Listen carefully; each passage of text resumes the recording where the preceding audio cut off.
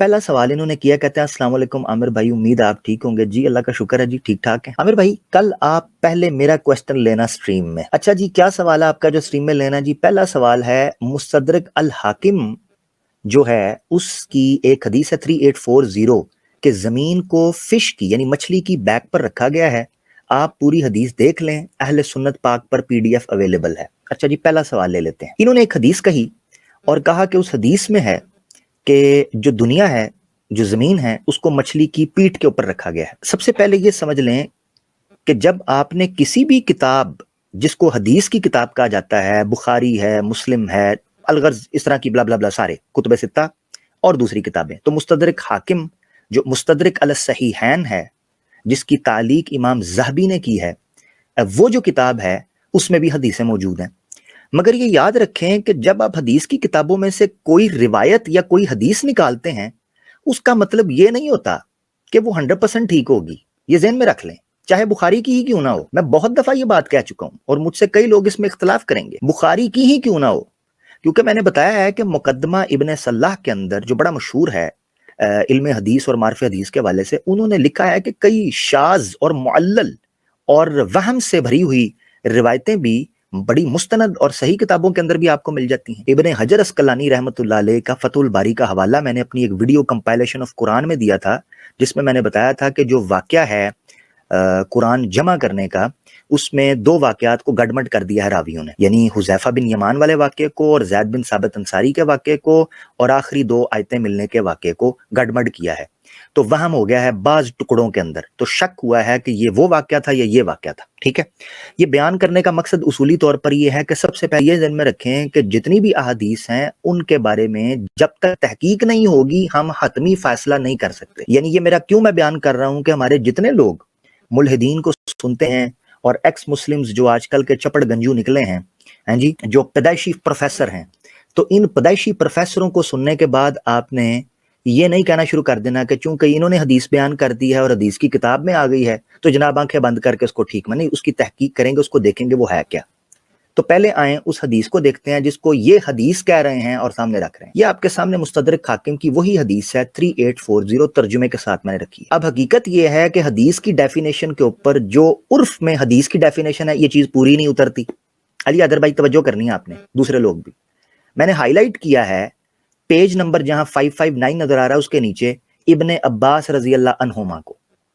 ये इब्ने अब्बास का कौल है, सहाबी का, नबी का तो कौल ही नहीं है।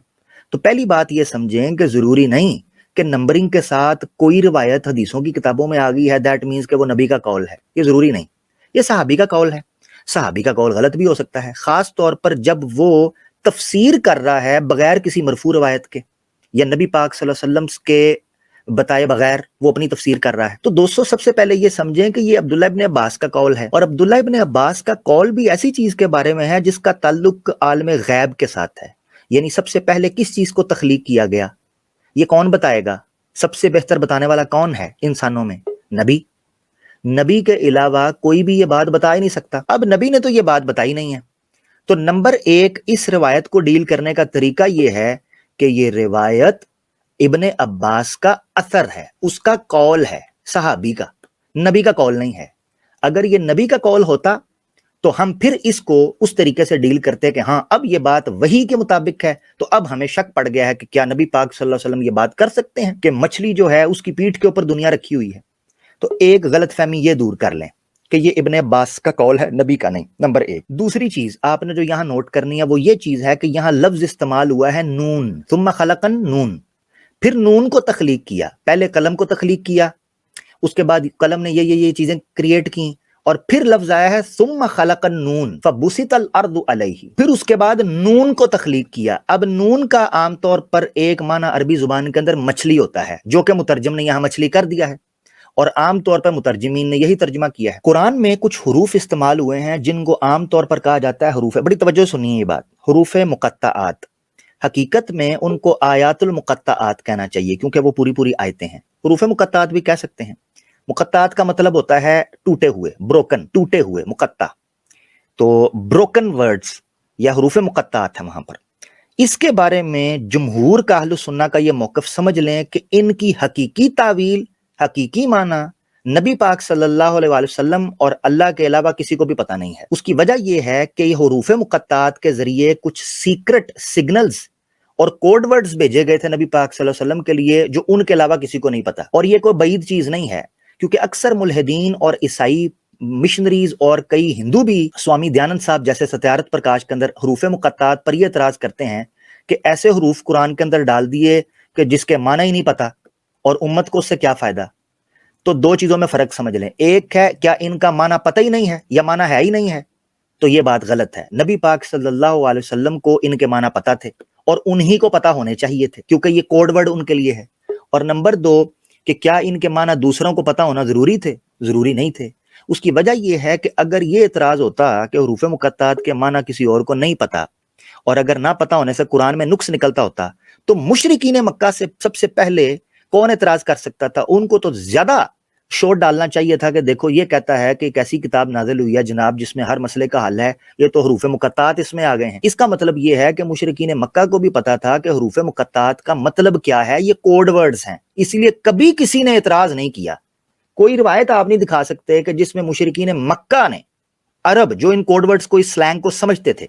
अब मैं आपको चंद मिसालों से समझा देता हूं जस्ट फॉर इंफॉर्मेशन। अरबी जुबान के अंदर कितने हरूफ तहज्जी हैं? 28। पता होना चाहिए ना, कम से कम मुसलमानों को तो ये चीज पता होनी चाहिए कि अरबी जुबान के हरूफ तहज्जी कितने हैं, अल्फाबेट्स कितने हैं। इंग्लिश के 26 होते हैं, अरबी के होते हैं 28। हरूफ मुक़त्ताआत में कितने इस्तेमाल हुए हैं? 14, यानी 28 हरूफ तहज्जी में से 14 इस्तेमाल हुए हैं, हाफ ऑफ देम 14 इस्तेमाल हुए हैं हरूफ मुक़त्ताआत के अंदर मुख्तलिफ कॉम्बिनेशंस के साथ। अलिफ लाम मीम, अलिफ लाम रा, हा मीम, आइन सीन, क़ाफ, यासीन, हा मीम और नून, और इस तरह के मुख्तलिफ और भी। तो 14 हरूफ तहज्जी इस्तेमाल हुए हैं, और मजे की बात यह है कि 14 ही आयतों के अंदर हुए हैं। 14 हरूफ तहज्जी इस्तेमाल हुए हैं हरूफ मुक़त्ताआत में, और 14 ही हरूफ मुक़त्ताआत कुरान के अंदर इस्तेमाल हुए हैं आयतों की शक्ल के अंदर। और एक है हामीम, आइसिन काफ, आइन सीन काफ जो हैं उनको दो अलग-अलग होना चाहिए, तो वो फिर 14 का कॉम्बिनेशन, और है भी दोनों अलग-अलग ही हैं। कुरान में कुल सूरतें हैं 114, उनमें से तकरीबन 29 सूरतों के अंदर हरूफ मुक़त्ताआत इस्तेमाल हुए हैं। 2 सूरतें उनमें से हैं जो मदनी हैं, सूरह बकरा और सूरह आले इमरान, पहली 2 यानी दूसरी और तीसरी सूरत, और बाकी सब की सब मक्की हैं। यानी 27 सूरतें मक्की हैं जिनमें हरूफ मुक़त्ताआत इस्तेमाल हुए हैं, और 2 सूरतें मदनी हैं, बकरा और आले इमरान, जिसमें हरूफ मुक़त्ताआत इस्तेमाल। अब ये जो है ना नून, इसकी तरफ आते हैं। अरबी जुबान में मैं 2-3 मिसालें आपको समझाता हूं, फॉर योर जनरल नॉलेज भी हो जाएगा, इस हवाले से आपको पता भी चल जाएगा कि अरबिक स्लैंग में हुरूफ को कोडवर्ड के तौर पर इस्तेमाल किया जाता था।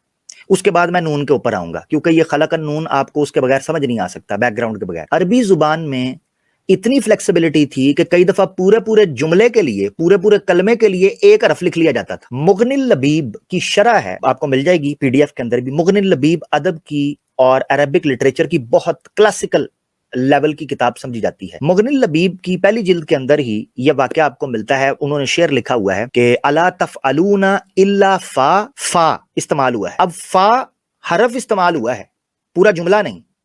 मगर मुगनिल लबीब की जिसने शरह लिखी है, मुख्तलिफ शरह है, वो जो शेर है अला तफअलूना इल्ला फा, अब वो फा हरफ लिखा हुआ है, मगर वो फा जो है जिस शायर ने वो लिखा है उसको पता है कि उस फा से मुराद क्या है। वो कोड वर्ड था जिसको उसने ये पैगाम भेजा।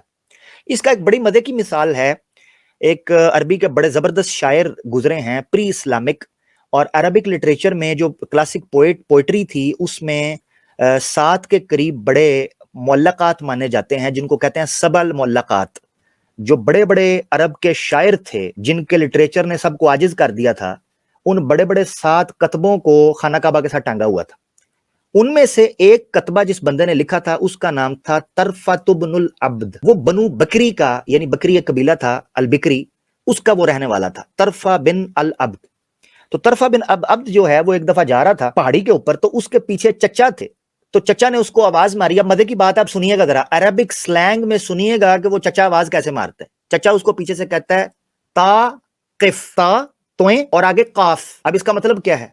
या तुरफा किफ, ए तुरफा रुक जा। अब उसको पता चल गया जिसको बोला था ता काफ, वो आगे से क्या जवाब देता है? आइन लाम। ये जवाब था उसका आगे से, आइन लाम। या अम्मू ला, ए चचा मैं नहीं रुकने वाला। क्योंकि वो किसी जरूरी काम से जा रहा था। अब इस तरह की मिसालें आपको classical pre Islamic Arabic literature के अंदर, पोइट्री के अंदर मिलती हैं, जिसमें जनाब आपको पता चलता है कि एक हरफ बोला जाता था, उसके पीछे पूरी कहानी होती थी। इसकी मिसाल यूं समझ लें, एक पूरा पहाड़ है जिसका नाम है काफ। कोह काफ नहीं कहते, ये कोकाफ का जिन है, कोहे काफ, वो पूरे पहाड़ का नाम काफ है। अब आ जाते हैं नून की तरफ। ये आपने बैकग्राउंड थोड़ा समझ लिया हुरूफ मुक़त्तात का। अब आते हैं नून की तरफ। नून से इनको धोखा लगा कि जनाब नून का लिटरली मतलब ये है कि मछली। नून मछली को क्यों कहते हैं? मछली के लिए इस्तेमाल होता है समक, मछली के लिए अरबी में इस्तेमाल होता है अलहूत, समक भी इस्तेमाल होता है, हूत भी इस्तेमाल होता है। हूत नॉर्मली वेल के लिए इस्तेमाल कर लेते हैं, समक छोटी बड़ी मछलियों के लिए। मतलब समक एक बड़ा नाम है जो हर मछली के लिए बोला जाता है। फिश, जिस तरह फिश बोलते हैं हर किस्म की मछली के लिए, तो समक लफ्ज बोला जाना चाहिए। नून कहां से आया? कमाल की बात यह है कि नून भी मछली का शॉर्ट किया हुआ, मुखस्सस किया हुआ, मुख्तसर किया हुआ नाम है। अरबी लिटरेचर में जब आप नून को स्टडी करते हैं तो पता चलता है कि मछली का एक सिफाती नाम था नाफिरा। नून अलिफ फा रा और आगे गोलता, नाफिरा। उसका मतलब क्या था? आप किसी तालाब के पास से खड़े गुजरें, तालाब है, मछलियों का फार्म है, उधर रुकें तो आपको दूर से मछलियां तैरती हुई नजर आएंगी। जैसे ही वो किसी इंसान को देखती हैं, अपने पास आते देखती हैं, तो जनाब वो नीचे भाग जाती हैं। उनके लिए नाम बोला गया नाफिरा, यानी भाग जाने वाली, छुप जाने वाली, गायब हो जाने वाली, नाफिरा। तो नाफिरा का शॉर्ट फॉर्म था नून, उसको नून कहना शुरू कर दिया। यही वजह है कि हजरत यूनुस अलैहिस्सलाम को कुरान के अंदर गालिबन सूरह जासिया के अंदर जन्नून कहकर पुकारा गया, ए नून वाले। तो उनका एक नाम मछलियों का पड़ गया नून। मगर मजे की बात यह है कि अगर आप नून की डिटेल पढ़े, नून हरफ की, तो नून का मतलब और भी होता है। नून का मतलब ये भी होता है दवात। जैसे पुराने जमाने के अंदर कलम के लिए उसको डिप किया जाता था स्याही के एक पॉट, जिसको इंक पॉट कहते हैं, तो नून दवात को भी कहा जाता है। इमाम राजी ने जो तफसीर मफातिहुल गैब लिखी है, जिसको तफसीर कबीर भी कहते हैं, उसमें अगर आप सूरह कलम जो नून वल कलमी वमा यस्तुरून, उसकी तफसीर में चले जाएंगे तो उन्होंने तकरीबन नून के कुछ 4-5 माने वहां पर बयान किए हैं, जिसमें मछली भी है, जिसमें दवात भी है, और जिसमें स्क्रॉल्स भी बयान किया हुआ है। स्क्रॉल, नून स्क्रॉल्स को भी कहते थे शॉर्ट फॉर्म के अंदर, क्योंकि उनके ऊपर भी स्याही से लिखा जाता था, उनको भी नून कहते थे। तो यहां पर क्या मसला है कि जब नून इस रिवायत के अंदर कलम के कॉन्टेक्स्ट में इस्तेमाल हुआ है तो इसका मछली ले लिया जाए। ये देखें इस रिवायत में जो मुसद्दरक हाकिम, अब मैं इसको बेसिकली ये समझें कि इस रिवायत के अब्दुल्ला इब्न अब्बास के कॉल होने के बावजूद समझाने की कोशिश कर रहा हूं। हालांकि मैंने पहले तरीके से इसको समझा दिया कि अब्दुल्ला इब्न अब्बास का कॉल है, उनकी अपनी राय है, इसके कोई डिफेंड करना हमारे लिए कोई शरई हक तो नहीं है। नबी पाक सल्लल्लाहु अलैहि वसल्लम ने कहा होता तो हम अब कहते कि अनसाइंटिफिक है। अब्दुल्ला इब्न अब्बास अनसाइंटिफिक बातें भी कर सकते हैं, बल्कि कोई गुनाह और खता भी कर सकते हैं, हम तो उनको मासूम मानते नहीं हैं। अब आगे चलते हैं इस रवायत को समझने के लिए कि यहां पर कलम के कॉन्टेक्स्ट में इस्तेमाल हुआ है। देखें वो पहली वाली लाइन में लिखते हैं, इन अव्वल शैइन खलक़हुल्लाहु, सबसे पहली चीज जिसको अल्लाह ने तख्लीक किया वो कलम था। अब कलम के कॉन्टेक्स्ट में आया है सुम्मा खलक़न नून, फिर नून को बनाया। यहां मछली तर्जुमा करना ही गलत है, उसकी वजह मैं आपको बताता हूं। कुरान में जो सूरह कलम आई है उसके शुरू में आता है नून वल कलमी वमा यस्तुरून मा अंता बिनिअमति रब्बिका बिमजनून। तो नून वल कलम, नून हरफे मुक़त्तात में ऐसे आ गया और आगे वल कलम। वहां नून का मतलब कोई मछली करता है कोई कुछ, मगर नून का मतलब वहां टेक्स्ट कॉन्टेक्स्ट के एतबार से दवात होना चाहिए या स्क्रॉल्स होना चाहिए। अब मैं आपको समझाता हूं कि इस हदीस को अगर हम साइंटिफिकली देखने की कोशिश करें तो वो क्या है। इस वक्त दुनिया के बारे में एक फिलोसॉफिकल साइंटिफिक थ्योरी ये पेश की जा रही है कि ये एक होलोग्राम है। होलोग्राम का मतलब ये है कि बहुत डीप नीचे करके, कहीं बहुत दूर करके एक टैबलेट रखा हुआ है, उस टैबलेट से कुछ शुआएं निकल रही हैं जो कि ग्रेविटी के लेवल से बहुत दूर है नीचे करके, और उस शुआओं से ये पूरी की पूरी दुनिया कायनात आपको हकीकत में नमूदार होती दिखाई दे रही है, जबकि हकीकत में ये उस टैबलेट के अंदर है। ये ऐसे ही समझिए आसान लफ्जों के अंदर कि जैसे आप सिनेमा के अंदर प्रोजेक्टर के ऊपर फिल्म देखते हैं। दुनिया के बारे में भी आजकल लोग ये भी दे रहे हैं कि ये 3D होलोग्राम है जो आपको शुआओं की शक्ल के अंदर नजर आ रहा है। अगर इस कॉल को ठीक मान लिया जाए तो इस थ्योरी के साथ लिंक किया जा सकता है कि वो दवात नीचे पड़ी हुई है, और दवात आप लिटरल मीनिंग के अंदर इस तरह लें कि वो इंक है, वो टैबलेट है जिससे ये सारी स्याही फूट रही है, रंग बरंग की कायनात। इस एतबार से भी देखा जाए तो अब्दुल्ला इब्न अब्बास का कॉल मुझे ठीक फिट, ये मैं जोर लगाकर उसको साबित कर रहा हूं, वगरना पहला कॉल जो है मेरा बिल्कुल ठीक है इस एतबार से कि अब्दुल्ला इब्न अब्बास का अपना कॉल है। ان کو تخلیق کے بارے میں کوئی وحی تو نہیں آئی کہ پہلے یہ بنا اور وہ مچھلی کے پیٹ کے اوپر پڑا ہوا ہے. تو نون کا مطلب سمجھیں کہ وہ دبات ہے، اس کو یہ نہیں کہ وہ مچھلی ہے. یہ بالکل غلط بات ہو جائے گی. اچھا، دوسری بات یہ ہے کہ عبداللہ ابن عباس کو نہیں پتا کہ دنیا، یہ قرآن کے وہ اتنے بڑے مفسر تھے، ان کو نہیں پتا کہ قرآن کے اندر تخلیق کے حوالے سے کوئی بھی ایسا ادنا اشارہ نہیں ملتا کہ یہ کائنات ہم نے کسی مچھلی کے اوپر رکھی ہوئی ہے. اچھا، پھر وہ مچھلی کس جگہ پہ ہے؟ آیا مچھلی وہ پانی کے اندر ہے؟ اچھا، وہ مچھلی زندہ ہے یا مردہ ہے؟ ٹھیک ہو گیا. اچھا، وہ مچھلی ہلتی ہے نہیں ہلتی ہے؟ کیا چیز ہے بھائی؟ یہ سارے سوالات اٹھ سکتے ہیں. اس کا مطلب ہے کہ عبداللہ ابن عباس اور نظریے سے اس کو دیکھ رہے تھے. ہو سکتا ہے وہ اسی فلسفیکل سائنٹیفک اپروچ رکھ رہے ہوں جس طرح آج کل کے دنیا کے بارے میں رکھتے ہیں.